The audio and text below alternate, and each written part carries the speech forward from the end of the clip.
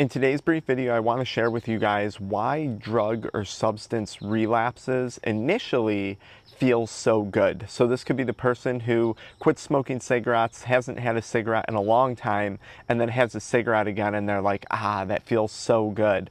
The same thing could apply to alcohol, weed, amphetamines. It doesn't really matter the substance.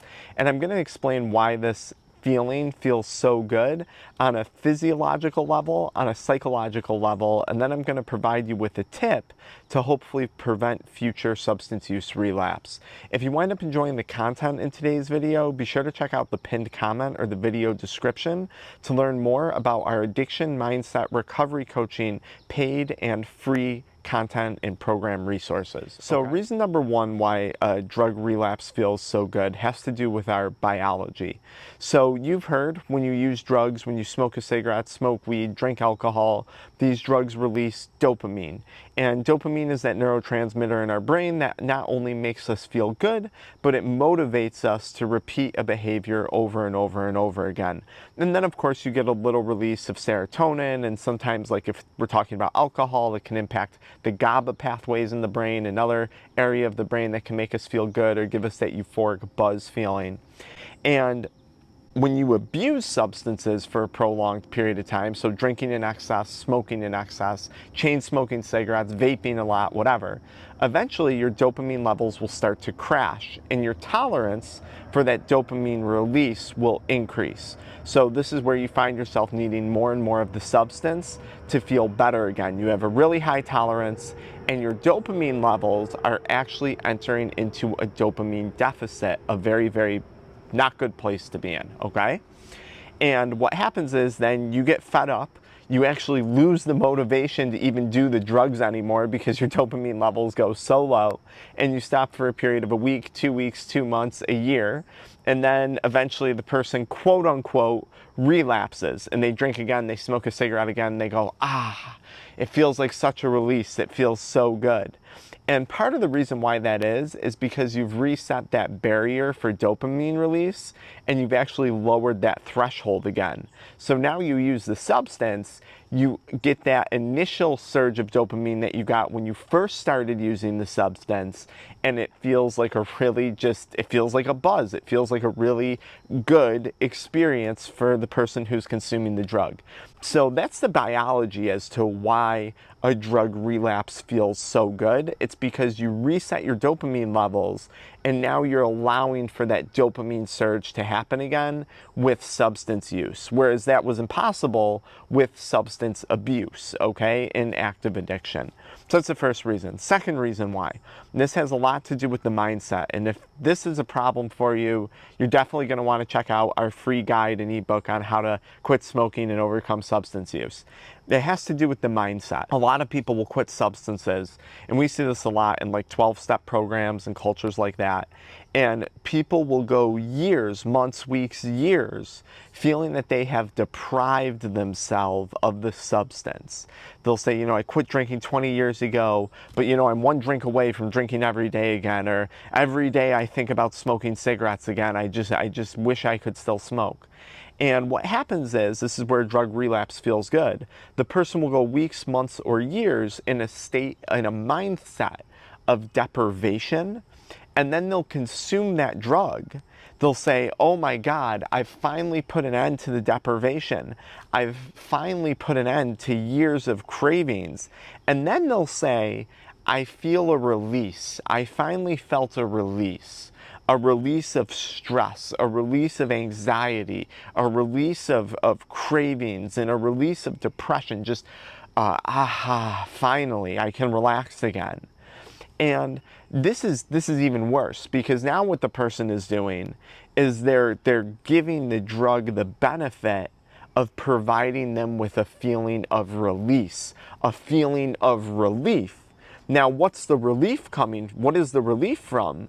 The relief is from the mindset that has either been provided to them or that they've constructed on their own, that's rooted in deprivation of the substance. So I'm once an alcoholic, always an alcoholic. I want to drink alcohol every day in my life. I want to smoke weed every day in my life, but I can't, and I'm going to use willpower and deprive myself of that. Well, sure, when you relapse on the drug, you're going to feel a massive release. And the longer you go, the better that release is going to feel. And this is where we often see people, quote unquote, relapse and return back to substance use in an even greater quantity than they had prior. So that's the psychological reasons as to why a drug relapse initially feels as good as it feels. Now, I guess I have two mindsets or tips or tricks when it comes to prevention of this. The first one is the association of the high with a good experience. So a lot of people will smoke that cigarette again, or they'll have a cocktail, and they'll immediately go back to or smoke a joint or hit their dab pen, whatever it is. And they'll immediately go back to this place in their head of a happy social event, of a relaxing thing, right? That cigarette, it takes me back to a fall day where the leaves are crisp and it's a nice crisp air outside, and I'm having my morning cup of coffee, smoking my cigarette when I was on that vacation in the mountains overlooking the waterfall or whatever. This is where people go back to when they think of their drug experience. And people often forget how bad the substance use actually was, how bad actually things got to drive them to quit.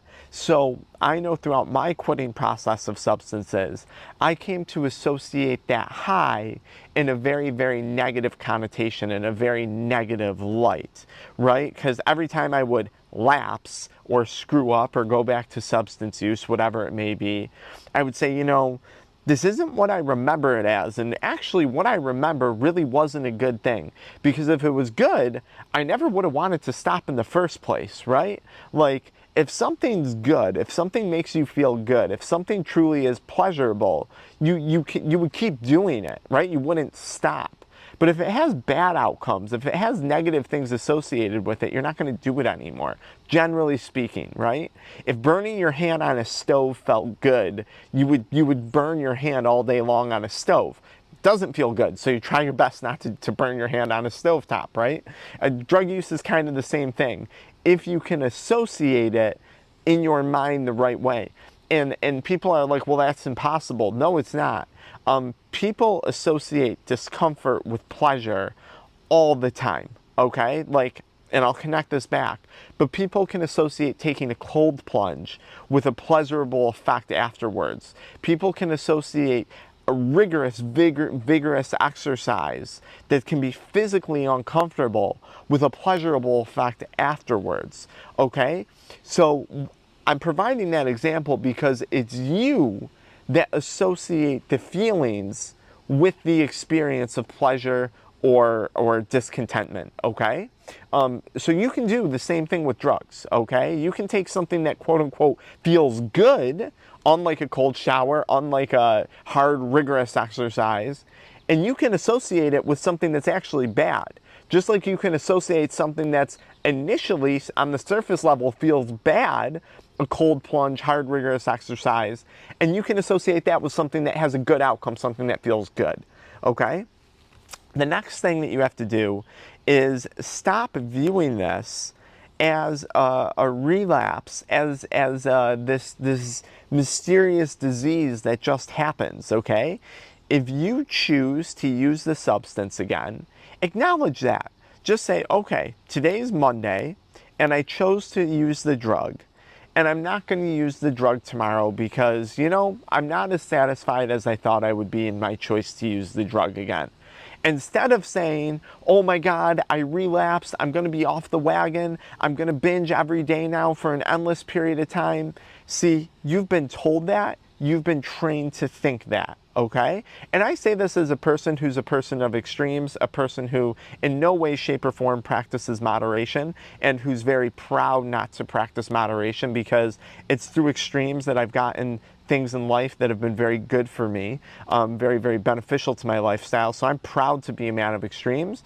But I'm also going to acknowledge that just because I do something doesn't mean I have to do it every single day, all right? And there's a lot of things in life that I could use for examples of this. So some of relapse prevention comes away from breaking away, comes from breaking away of what a relapse actually is. A relapse is a conscious decision to use a substance because you perceived some benefit from that substance use. Acknowledge it for what it is, and if the benefit wasn't there, acknowledge that, and then make the conscious choice not to use that substance again. But don't be fooled into thinking that you have to go on some bender or some wild goose chase of substance use because a counselor, a therapist, someone in your group told you that that's how it works. That's how it works if that's how you tell yourself how it works, because you are in control of telling your brain how it is going to operate, okay? And this is how we prevent relapse. And the last thing would be taking away from any perceived benefit of relapse. If you do decide to use substances again, maybe don't associate that substance use with a release, a feeling of, oh my God, no more stress. And if that's the case, ask yourself, where was all that stress coming from with substance use in the first place? Is it out of this fear that you were one day going to relapse and fall off the wagon? Was the stress literally created from the fear, which is often rooted in false expectations appearing real, from, again, support groups, things like that have been telling you that, hey, addiction is lifelong. Once an addict, always an addict. You have to live in fear your whole life. So it's like, damn, I might as well just use the drugs and get that off my shoulders if that's the case, right? Is that where this is coming from? If so, check out our pinned comment in the video description to learn more about our Addiction Mindset Recovery Coaching paid and free program resources. And if you've really been struggling with this stuff, strongly consider booking a one-on-one call. It's a single call. We cover everything you need in one session. If you value your time and you've been struggling with addiction for a long time, that call is very, very worth it. One call, one and done. All right, guys, until next time, why don't you follow me in the next video where I provide some simpler tips on relapse prevention. This video was kind of complex.